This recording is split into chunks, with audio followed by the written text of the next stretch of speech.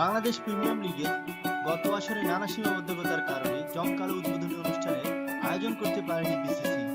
কিন্তু এবার বিপিএল এর উদ্বোধনী অনুষ্ঠান চোখ ধাঁধানো হবে বলে জানিয়েছেন বিপিএল এর গভর্নিং কাউন্সিলের সদস্য শেখ সোহেল। মঙ্গলবার আমাদের জানান, গত বছর আমরা সেভাবে অনুষ্ঠান করতে পারিনি, এবার জমকালো ভাবে করার পরিকল্পনা রয়েছে। গুঞ্জন হচ্ছে বিপিএল এ পঞ্চম আসরের উদ্বোধনী অনুষ্ঠানে থাকতে পারেন বলিউড তারকা শাহরুখ খান ও ক্যাটরিনা কাইফ।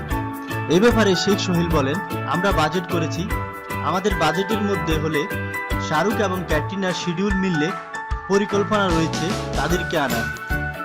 জানা গেছে এবারের বিপিএল এ দল এবং ভেন্যু বাড়বে। চট্টগ্রাম এবং ঢাকার বাইরে বা সিলেটও হতে পারে একটি ভেন্যু। নিজেদের স্বার্থে পাকিস্তান ক্রিকেট বোর্ড ক্রিকেটার দিবে বিপিএল এ। সবকিছু ঠিক থাকলে নভেম্বরের প্রথম সপ্তাহে মাঠে গড়াবে বিপিএল এর পঞ্চম আসর।